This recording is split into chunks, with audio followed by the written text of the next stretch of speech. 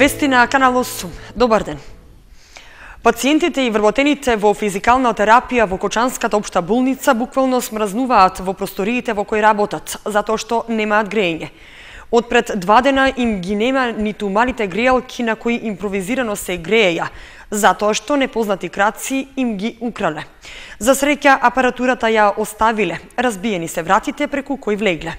Пациентите апелираат на итно решавање на проблемот со грејењето. Пациентите кои поради неопходните терапии мораат да одат на физикална терапија во општата Кочанска болница се пожалија во Канал 8. Велат дека персоналот работи одлично со софистицирани апарати за сите потребни терапии, но недостасуваат услови за работа. Нема грејење во ниту една просторија, а со оглед на специфичноста на терапиите за кои пациентите треба да се без облека, проблемот со грејење итно мора да се реши. Оти наместо да се лекуваат, под вакви услови повеќе смрзнуваат и се враќаат уште поболни. Условите во кои работи персонал се недоволни, добро организирани од страна на службата која ја вршат, меѓутоа работата која се обавуваат е добра, а пациентите силом околностите се принудени да бидат задоволни, а условите за кои ги обслужуваат пациентите се недобри. Што значи недобри? Недобри, нема услови за работа нормално да бидат услужени самите пациенти. Многу е студено, на овие температури недоволни за работа на самите стручни лица кои се тука одредени да ја вршат својата функција. Освен пациентите, смрзнуваат и вработените медицински сестри. За сега проблемот го решаваат со покривање на пациентите со кебиња. Се греат на една грејалка. Оти пред 2 дена непознати крадци влегле во просториите и им ги зеле другите 2 грејалки на кои се греале дотогаш. Крадците за среќа друго не однеле ништо, апаратурата ја оставиле. Директорот на општата болница Дејан Апостоловски ја потврди информацијата за украдените предмети од физикална и додаде дека за околу 2 месеци се очекува да се реши проблемот со грејење, на тој начин што физикална терапија ќе биде преместена во просториите каде што сега се наоѓа диализата, а диализата ќе биде преместена во простор на кој моментално се работи, а тоа е стара физикална.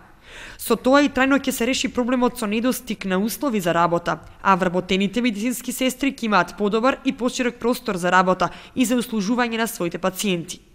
Инаку на физикална терапија лекар од Кочани нема, туку секој петок доаѓа доктор од Кратово кој ги прегледува пациентите, им дава терапии и извршува контроли.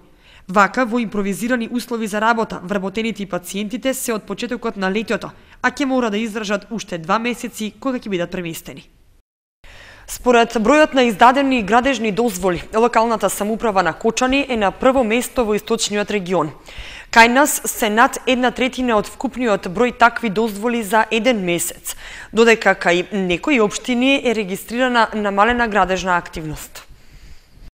Вкупно 12 градежни дозволи за еден месец издала општинската администрација во Кочанската локална самоуправа, што ја искачува на врвот меѓу општините во источниот регион. Оваа бројка се однесува само на месецот ноември минатата година, што изнесува околу 40% од вкупно издадените градежни дозволи во сите 11 општини. Во однос на претходниот месец пак, тоа е двоен пораст на бројот на издадените дозволи, а приближно толку изнесува и во споредба со истиот период една година порано. Порастот на бројот на издадени одобренија за градба е резултат на редовната понуда на градежни парцели за индивидуално домување и за комерцијална изградба, како и на релативно зголемениот интерес за градење во текот на минатата година. Податоците покажуваат дека лани во текот на ноември били издадени вкупно 31 дозвола пред се во поголемите урбани општини. Кај некои од руралните пак, како Карбинци и Пехчево, во наблюдуваниот период воопшто немало градежни активности. Од вкупниот број издадени градежни дозволи во Кочани, 9 биле за објекти за индивидуално домување на физички лица, а останатите 3 за деловни објекти на правни лица. Предвидената вредност на објектите што започнале да се градат изнесува околу 50 милиони денари, што е за 3 пати повеќе во однос на истиот месец една година порано.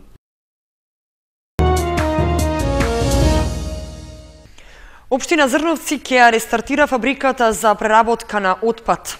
За таа цел потпишан е договор со компанијата Екопак Хит, која ќе управува со капацитетот. Зрновци и Виница сериозно грабат напред во поглед на заштитата на животната средина. Општина Зрновци и компанијата Екопак Хит од Кочани склучија договор за рестартирање на фабриката за преработка на отпад што се наоѓа на излезот од Зрновци кон село Мородвис. Фабриката е градена пред 10 години за потребите на трите населени места од општина Зрновци, но и покрај пробното производство од неколку месеци таа не беше ставена во функција. Фабриката која ја градеше општината сега е отстапена на компанијата Екопак Хит, која пак се обврза да ја стави во функција и да го преработува отпадот од населените места во општината. Екопак Хит во Зрновци донираше 4 контейнери за селекција на хартија и пластика, со што општината сега целосно е покриена со садови за собирање на отпадот. Додека источниот регион ја чека изградбата на регионалната санитарна депонија, во општините се подготвуваат за вршење примарна селекција на отпадот. Општина Виница е една од првите во регионот каде отпадот се селектира во различно боени контейнери, а едукацијата на граѓаните во овој поглед е најнапредна.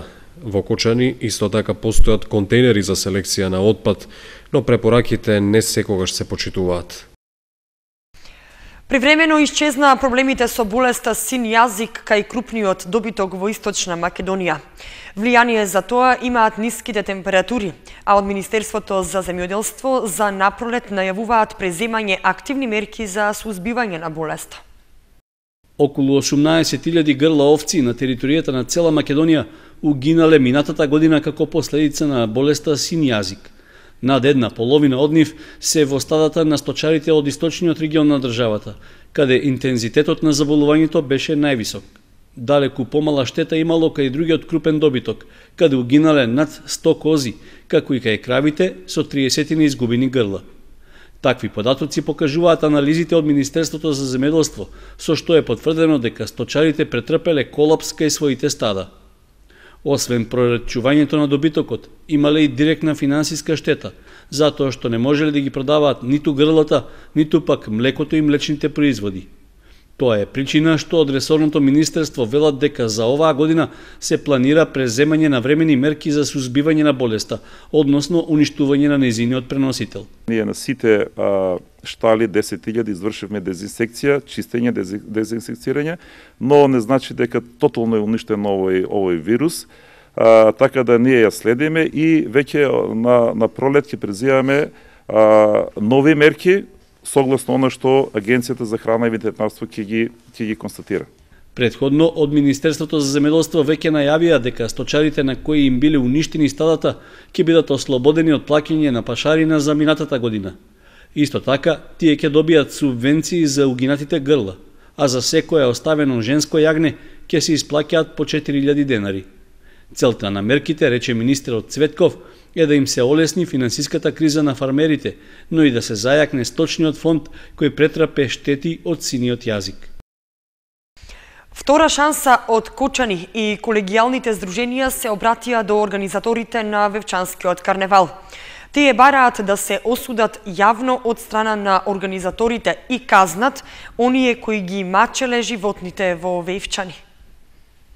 Сдруженијето за заштита на животните Втора шанса од Кочани заедно со Анима Мунди и здруженијата од другите градови се обратија до организаторите на Вевчанскиот карневал, Министерството за култура, министерката Елизабета Канчевска-Милеска и општина Вевчани, барајќи јавно да се оградат и да го осудат насилството врз животните што непречено се случувало за време на карневалот во Вевчани. Фотографиите ги доставиле до Агенцијата за храна и ветеринарство, до директорот Зоран Поповски и секторот за заштита на благосостојбата на животните, со барање итно да се постапи согласно Законот за заштита и благосостојба на животните, а во кој се вели дека е забрането предизвикување на болка, патење или повреди, сурово или нехумано однесување кон нив, барајќи да се откријат поединците кои стојат за овие злодела и најстрого и без исклучок да се казнат. Кокошки наденати на вили, живи преплашени кокошки врзани за екстремитетите и фрлани во воздух како да се топки, а не живи битија, обезглавена живина, труп на убиено куче заврзано за екстремитетите како плен, влечкано и мавано од толпата за да се прикаже пагански ритуал, живо куче со заврзани очи, влечено да оди во толпата народ, иако од превезот не гледа ништо и јасно покажува паника, стрес и уринира од страв, Натоварени магариња, конји приморувани да одат во толпата, тепани доколку не сакаат да продолжат, обезглавени зајци, се наведува во соопштението. Да се осудат јавно од страна на организаторите и казнат оние кои ги мачеа животните на Вевчанскиот карневал, завршуваат потписниците на соопштението.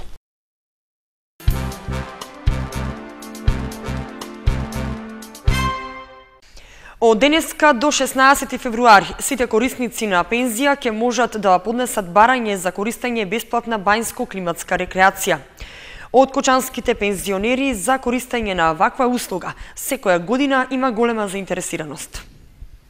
Секоја година од трите општини Кочани, Чешиново, Облешево и Зрновци бањско-климатско лекување користат околу 140 пензионери и се многу задоволни од условите и услугите таму, рече председателот на Сдруженијето на пензионери на Кочани Ѓорѓе Серафимов и додаде дека сите заинтересирани од денеска па се до 16 февруари може да се пријавуваат во Фондот за здравствено осигурување во Кочани, каде што ќе им биде дадено посебни формулари и барања за пополнување. Услугата на бањско-климатска рекреација може да се користи еднаш во период од март до ноември 2015 година, во трајање од 7 дена и опфаќа 6 полни пансиони, ноќевање со 3 оброка дневно, бањска терапија, задолжителен здравствен преглед и платени трошоци за превоз во висина на повратна автобуска карта. За реализација на проектот за годинава се обезбедени средства во износ од 38 милиони денари од буџетот за бесплатна бањска рекреација на 5500 корисници на пензија. Во овој проект има низа позитивни аспекти, како на пример подобрување на здравјето на повозрастните лица и нивна рекреација и рехабилитација. Лицата корисници на пензија кои во изминативе неколку години од примената на проектот го искористиле ова право годинава нема да може да аплицираат со цел услугата да ја добијат што поголем број граѓани. Право да поднесат барање имаат сите корисници на старосна, семејна и инвалидска пензија, кои ова право го оствариле до декември 2014 година.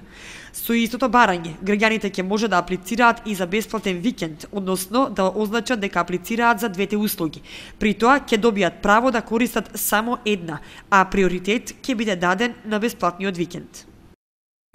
И годинава жителите на Оризари го организираат традиционалниот Витошки собир по повод празникот Василица.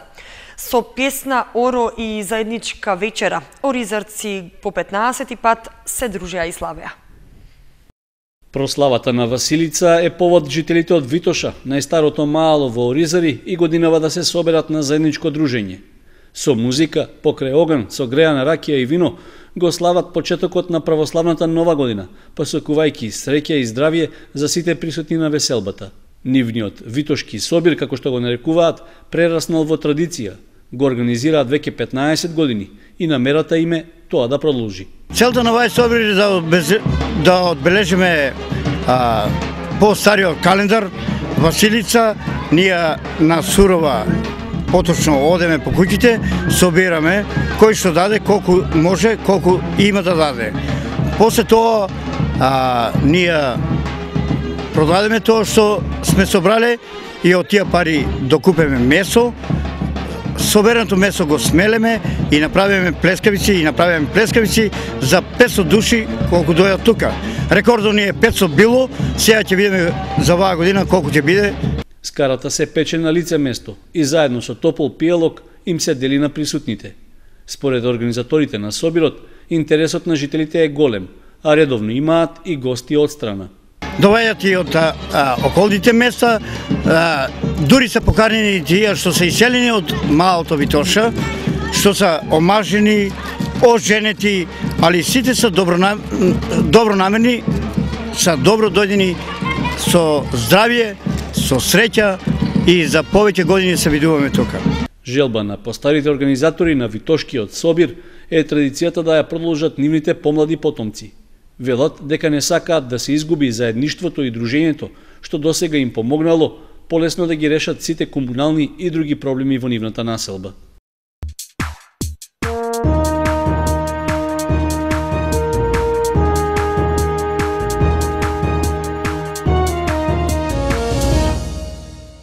За крај од вестите проследете ги спортските информации. Женскиот фудбалски клуб Кочани ги започнува подготовките. Закажана е првата прозивка, а истото ќе го стори и Осогово следната недела. Женскиот фудбалски клуб Кочани ја има првата прозивка пресред на продолжението од сезоната.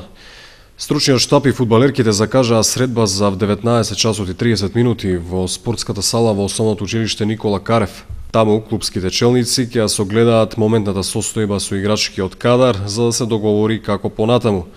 Дали некои фудбалерки ќе побараат да си заминат од клубот или пак кон него ќе се приклучат нови играчи.